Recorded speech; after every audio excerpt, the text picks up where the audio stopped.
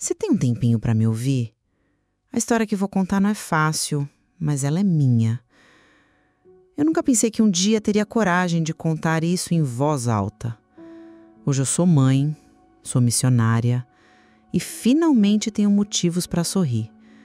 Mas nem sempre foi assim. Sabe, quando eu era criança, eu não tinha muita noção da minha vida. Eu era só mais uma entre 8 filhos. Era muito difícil a nossa vida. Minha mãe estava sempre perdida nas drogas e trocando as coisas de casa que mal tínhamos em troca de mais drogas para sustentar o vício. Meu pai vivia afogado na bebida. Lembro do cheiro de álcool na roupa do meu pai. Achava normal e sempre corria para ver meus irmãos mais velhos chegando com ele carregado porque estava largado na rua. Lembro também do olhar vazio da minha mãe, que parecia nem me enxergar. Eu tinha apenas 7 anos, mas me lembro muito bem de tudo. Como passávamos fome quase todo dia, de sonhar em ir na escola e meus pais me baterem por isso. Mesmo tanto tempo depois, eu ainda ouço o barulho das brigas e dos gritos. Isso me fez ter pavor de ficar em silêncio. Então um dia, uma irmã da minha mãe apareceu em nossa casa. Ela trabalhava como doméstica na casa do pastor da igreja que frequentava. É estranho falar isso, mas essa é a minha história. Um dia, sem entender muito bem, percebi que não era mais da minha família. Estava dentro de um carro, olhando para trás e vendo minha casa ficar cada vez mais distante até eu perder de vista. Naquele dia, o pastor e a esposa foram lá em casa. Eu estava sentada no chão, brincando com a única boneca que eu tinha e que já estava quebrada. Eles falaram baixo, mas eu escutei. Ofereceram uma cesta básica e um dinheirinho para os meus pais. E, em troca, eu fui embora com eles. Naquela mesma noite, pude sentar numa mesa pela primeira vez e fazer uma refeição digna. Tomei banho quente, vesti roupas novas, que não eram doadas nem achadas em sacolas de lixo. No dia seguinte, fui à escola pela primeira vez.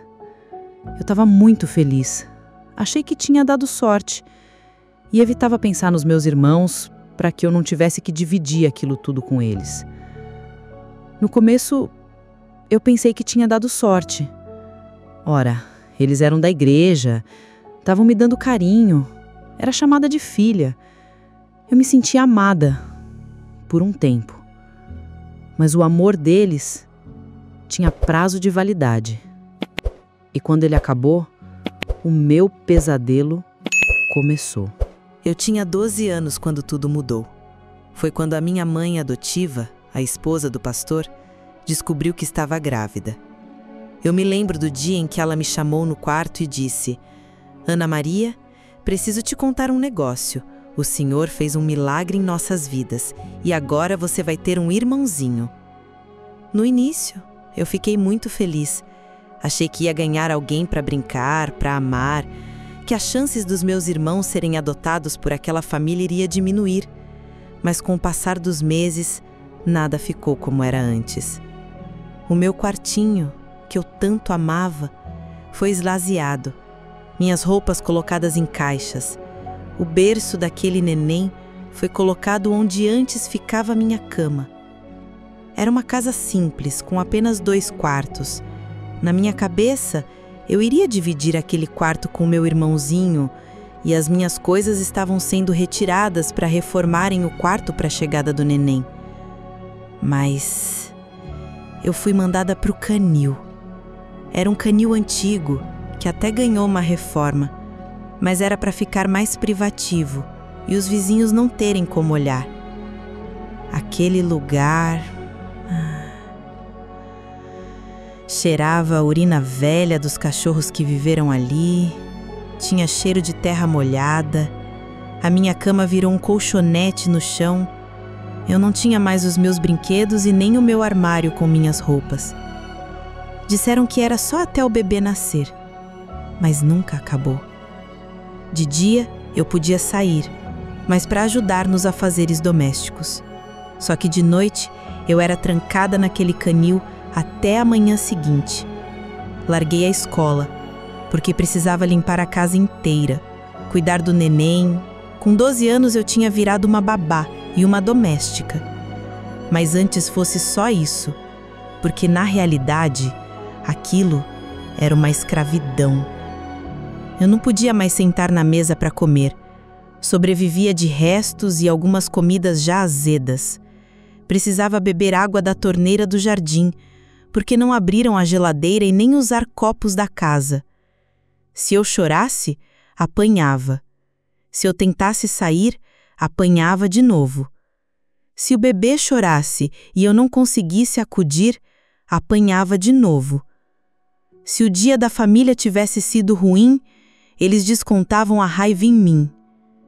Eu virei babá, empregada, cozinheira, mas nunca mais fui filha. Nunca pensei em fazer nenhum mal a eles, porque diziam que iriam me largar de volta na casa dos meus pais. Diziam que meu pai tinha morrido de tanto beber e que a minha mãe estava largada pelas ruas, que meus antigos irmãos iriam abusar de mim. E os castigos? Eu não sei se você consegue imaginar o que é ser criança e viver com medo até do som da própria respiração. Uma vez, eu queimei o arroz porque o bebê estava chorando e eu não conseguia fazer ele parar. Eu fui obrigada a comer todo aquele arroz queimado enquanto eles encostavam uma colher quente em mim. Outra vez, me viram brincando com um brinquedo do bebê e pisavam em minhas mãos para que aquilo nunca se repetisse. Cheguei a perder algumas unhas da minha mão. Se eu chorasse, era pior, e tinha que aguentar aquilo tudo em silêncio. Quando anoitecia, eu fazia o que tinha aprendido na igreja, logo após ser trancada no canil. Eu rezava em silêncio pedindo para voltar a ser como tudo era antes, para que eles me perdoassem e que eu pudesse voltar a como parte da família, não como um bicho qualquer. Aos 13 anos, eu já não tinha lágrimas. Aos 14, pedia para o Papai do Céu fizesse eu não acordar no dia seguinte. Aos 15, eu achava que meu destino era morrer ali dentro e já tinha perdido toda a fé que eu tinha. Mas Deus não me deixou morrer. E foi justamente quando eu já não tinha mais esperança que algo inesperado aconteceu. Foi logo depois que eu completei 16 anos quando tudo aconteceu. Foi um verdadeiro milagre na minha vida. Era uma manhã bem cedo. Fazia frio porque a gente morava em região de serra. Eu estava sentada no canto do canil, abraçando meus joelhos, esperando os meus pais adotivos acordarem, para que eu saísse dali e fosse para dentro de casa fazer as tarefas. De repente, ouvi o barulho de vários carros parando em frente à casa. Não era dia de culto, nem era visita naquele horário do dia. Então ouvi vozes, gritos. A porta do canil se abriu com força. Eu me encolhi. Achei que seria mais um castigo cruel. Mas não era minha mãe adotiva. Nem era o pastor. Eram 2 pessoas de uniforme. 2 policiais. Atrás deles, uma mulher que nunca tinha visto antes. Ela se ajoelhou na minha frente e disse, olhando nos meus olhos: "Você tá segura agora." Eu não acreditei. Fiquei parada, tremendo. Não conseguia nem falar nada. Ela esticou as mãos, fez carinho no meu rosto e repetiu: "Vem comigo. Você tá livre." Naquele instante, eu lembrei das minhas orações. Olhei para o céu e dei um sorriso em forma de agradecimento ao Senhor. Eu senti algo que não sentia há anos: esperança. Eu saí correndo, descalça, sem olhar para trás. O sol bateu no meu rosto e doeu nos meus olhos. Eu quase tinha esquecido como era a luz do dia. Na rua, os vizinhos começaram a se aglomerar, cochichando. Ao olhar para trás, vi os meus pais adotivos algemados entrando em um camburão da polícia. E fiquei com medo. E se quiserem descontar tudo em mim? Meu medo que dessa vez talvez não iria sobreviver aos castigos deles. No carro da polícia, a mulher, que parecia um anjo, sentou do meu lado e disse: "Calma, minha filha. Eles nunca mais irão te machucar." O carro saiu. Eu olhava para trás e aquela cena de quando eles me buscaram e vi a casa dos meus verdadeiros pais ficando para trás. Eu não sabia para onde estava indo, mas eu sabia que nunca mais voltaria para lá. Naquela noite, dormi em um lugar estranho, mas em uma cama limpa. Ninguém gritou comigo, ninguém me bateu. Pela primeira vez, desde que aquele sofrimento começou, eu dormi sem medo. Os primeiros dias fora daquela casa foram estranhos. Eu acordava assustada, esperando ouvir gritos, esperando sentir aquele cheiro de cachorro molhado misturado com o mofo da parede como era no canil. Mas não havia gritos. Havia silêncio. Havia comida de verdade na mesa. Havia brincadeiras. Havia pessoas que me chamavam pelo meu nome e não de garota. No começo eu não confiava em ninguém. Se alguém se aproximava de mim, eu me encolhia. Se alguma moça daquele abrigo me oferecia carinho, eu achava que era armadilha. Foi um processo lento. A assistente social me levava para sessões de terapia. Lá, eu aprendi que não era culpada. Aprendi que tudo o que fizeram comigo era errado. Eu tinha direito a ser amada, de viver sem medo.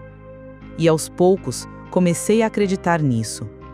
No abrigo tinha uma escola e depois de algumas sessões de terapia, eu comecei a frequentar.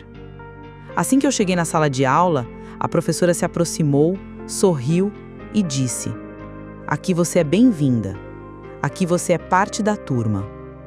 Essas palavras ficaram na minha mente por semanas. Aos poucos, fiz minha primeira amiga. Sim, aos 16 anos, eu tinha tido uma amiga de verdade. Em pouco tempo, eu voltei a sorrir. A dor não sumiu de um dia para o outro. Ela ainda estava lá, como uma cicatriz. Mas cada dia que passava, eu sentia que era mais forte que antes. Quando completei 18 anos, eu me voluntariei para trabalhar em um abrigo evangélico que oferecia oportunidades de emprego para as pessoas do abrigo que eu frequentava. Tive medo. Pensei que tinha chance de encontrar meus antigos pais adotivos ali. Mas aquela era a vontade do Senhor. Eu tinha no meu coração a vontade de ajudar meninas como eu, mostrar que existe saída. Lembro do dia em que uma delas me perguntou: "Você acha que um dia vou ser feliz?" Eu segurei a mão dela e disse: "Sim, eu sou a prova viva disso." Naquele momento, percebi que minha história tinha um propósito, que tudo que eu sobrevivi poderia servir para salvar outras vidas. Hoje, quando olho para trás, ainda sinto dor, mas sinto orgulho. Eu não sou mais a menina que vivia trancada no canil. Eu sou a mulher que transformou dor em força, sofrimento em compaixão. E toda vez que conto minha história, eu lembro a mim mesma: eu venci. Se você chegou até aqui, obrigada por me ouvir. Contar essa história nunca foi fácil para mim. Mas cada vez que eu falo sobre o que aconteceu, eu sinto que a menina de 7 anos dentro de mim fica um pouco mais livre. Sabe, a vida pode ser cruel, mas ela também pode ser surpreendentemente bonita. Eu passei anos achando que era um erro, que não tinha valor, que nunca seria amada. Mas hoje eu entendo. Nada do que eu vivi foi em vão. Hoje sou mãe de 2 filhos e todos os dias eu digo a eles que são amados, que são importantes, que têm valor. E digo isso para você também. Se você está passando por dor, por abandono, por algo que parece insuportável, não desista. Eu sou a prova viva de que existe vida depois da dor. Deus me resgatou, me deu uma nova história e pode fazer o mesmo por você. Se essa história tocou seu coração, se inscreva no canal, curta o vídeo e compartilhe com alguém que precisa de esperança. E se puder, deixe aqui nos comentários algo que você já superou. Talvez sua história seja a força que outra pessoa precisa para continuar. Obrigada por me ouvir. Você não está sozinha.